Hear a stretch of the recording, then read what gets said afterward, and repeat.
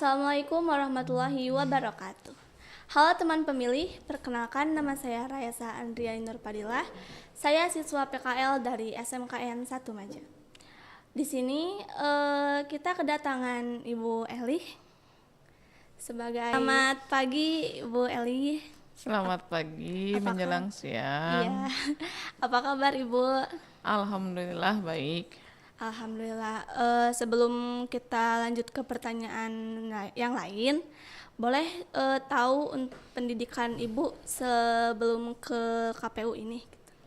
Pendidikan daftar riwayat hidup gitu, Ya, betul. kayak CV. Ya. Oh, kebetulan saya aslinya asli Majalengka. gitu. Kemudian juga alamatnya alamat domisili Majalengka. Sekolah dari mulai TK sampai SMA itu di Jatiwangi. TK Tunas Harapan, SD Burujul Wetan 5, SMP 1 Jatiwangi, dan SMA 1 Jatiwangi. Tapi untuk kuliahnya saya ke luar kota, ke Universitas Pakuan Bogor. Baik. Sebelum itu Ibu punya pengalaman kerja di bidang lain nggak, Bu? Iya, sebelum ke KPU sendiri, saya itu sebenarnya latar belakangnya dari pendidikan guru ya. Saya itu ngajar selama 15 tahun di Jatiwangi. Kemudian ketika ada rekrutmen untuk jadi penyelenggara pemilu, terutama komisioner, saya ikutan di 2018 dan alhamdulillah mungkin karena rezekinya dari 2018 berakhir masa jabatan, karena di KPU itu sendiri kan per 5 tahun ya, satu periode itu 5 tahun, dan bisa menjalani periode pertama sampai 2023, kemudian ikutan kompetisi lagi, masuk lagi, dan alhamdulillah Allah ngasih rezeki, ngasih izin lagi untuk 2 periode di KPU Majalengka ini gitu. Baik, berarti setelah Ibu mengajar ya di apa? Di SMP Muhammadiyah Jatiwangi. SMP, terus Ibu lanjut ke KPU ini 2 periode ya, Bu? Iya, alhamdulillah, mudah-mudahan sampai akhir periode dalam keadaan husnul khotimah ya, untuk amin, yang kedua periodenya ini. Oke, baik Bu. Sebelum ke pertanyaannya ya, Bu, boleh untuk diminum dulu minum. Oke, terima kasih Neng. Yuk. Bismillah.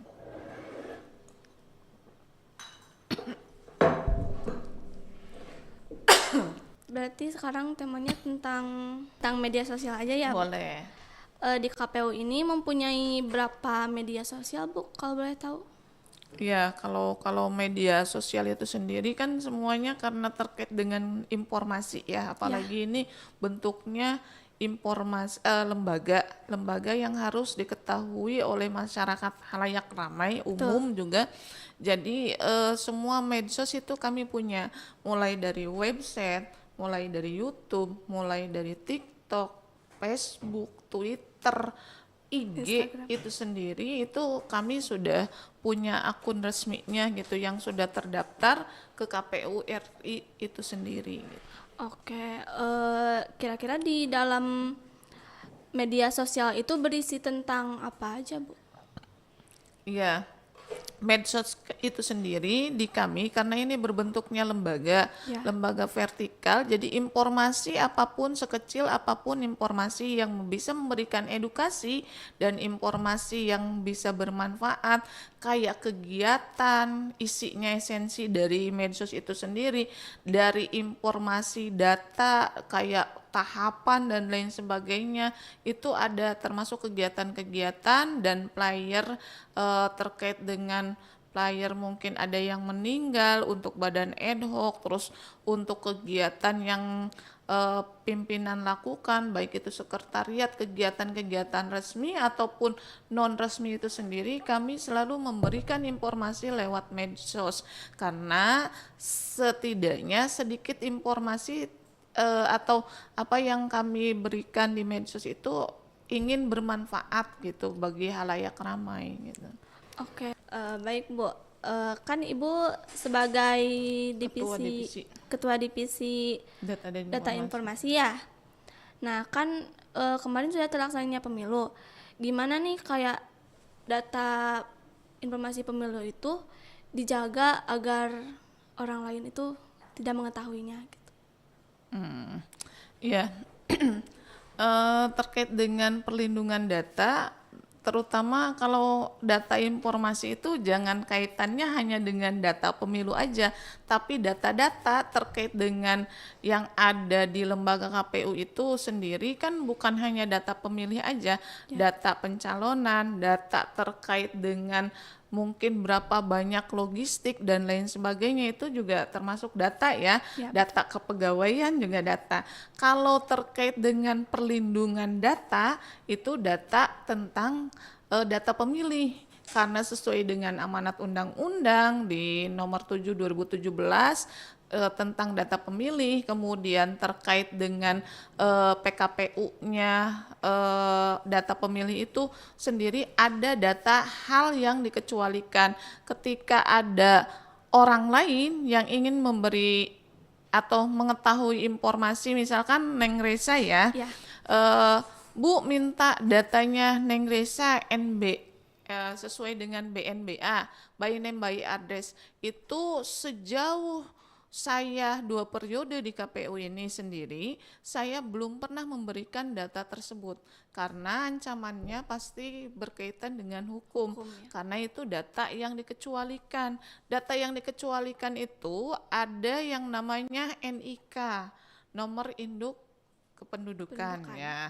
Kemudian by name by address yang itu sendiri, kalau untuk yang lainnya itu masih, jadi nanti ada yang dikecualikannya itu dibintangin kayak gitu. Itu masih kami bisa berikan.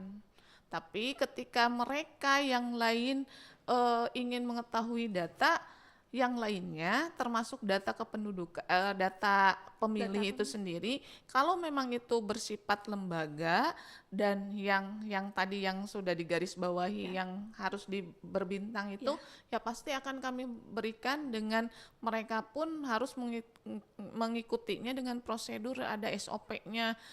Antar lembaga berarti harus berkirim surat, tidak mungkin lewat handphone, maksudnya lewat WA minta data ini nggak bisa. Kami kan harus arsivari juga, surat masuk, surat keluar, membalasnya seperti apa gitu. Oke. Terkait media sosial nih Bu. Iya. Kan kebanyakan anak-anak seperti Gen Z gitu ya bermain HP. Nah, kira-kira kalau kontennya itu bisa dibaca buat Gen Z gitu kan harus yang menarik ya. Gimana cara Gen Z menarik perhatian gitu biar dibaca informasinya? Biar jadi penasaran ya sama medsosnya KPU gitu. Karena sekarang terlepas dari itu semua, sebenarnya Gen Z itu kan yang udah ketergantungan banget sama yang namanya ini ya, handphone gitu.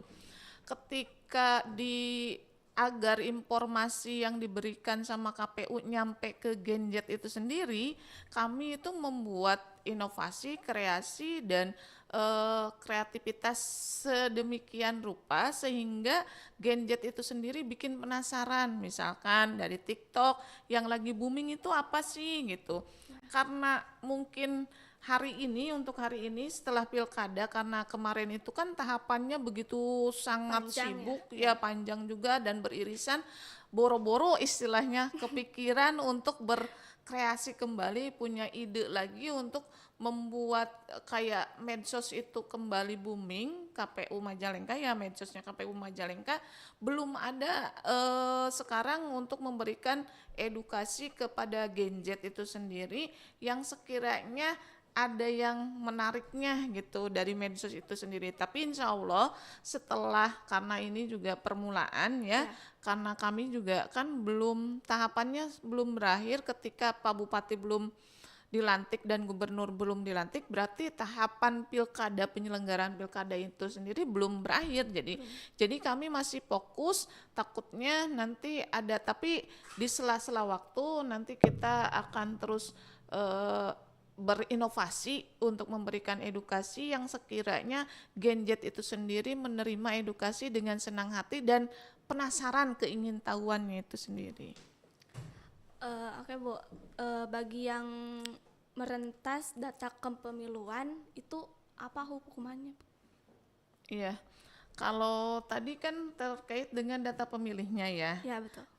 Kalau untuk data-data yang lain itu kayak data hasil pemilihan atau pemilu gitu, eh, karena semakin banyak orang pintar, semakin banyak orang menciptakan aplikasi juga, semakin banyak peluang mereka untuk melakukan kejahatan gitu.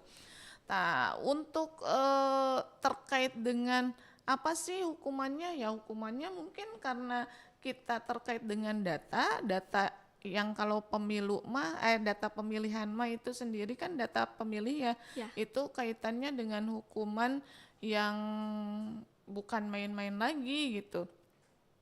Termasuk untuk yang meretas kalau memang ketahuan ya pasti dihukum gitu.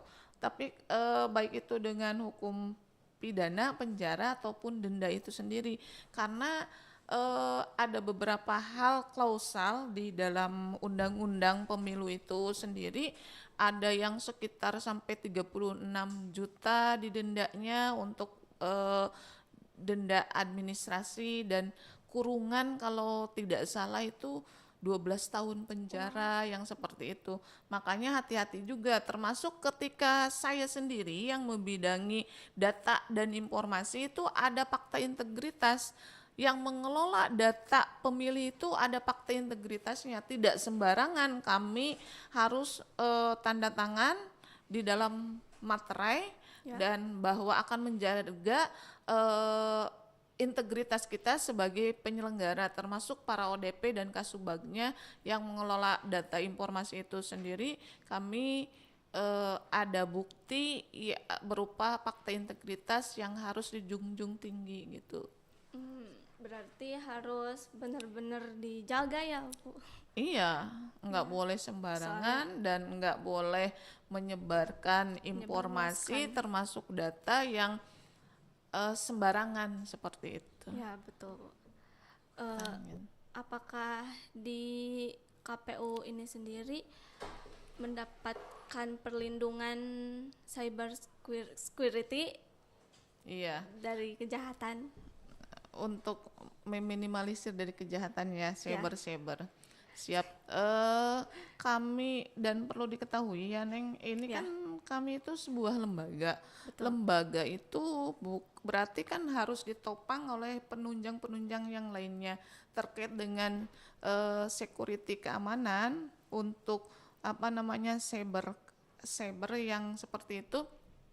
Kita ada perlindungan kayak contoh wifi aja kita pasang di ruangannya saya, maksudnya di ruangan staf dan Kasubag saya itu ada aplikasi dan wifi pengamanan untuk menangkal orang-orang yang akan berbuat jahat apalagi terkait dengan pendobrakan data kita gitu, seperti itu.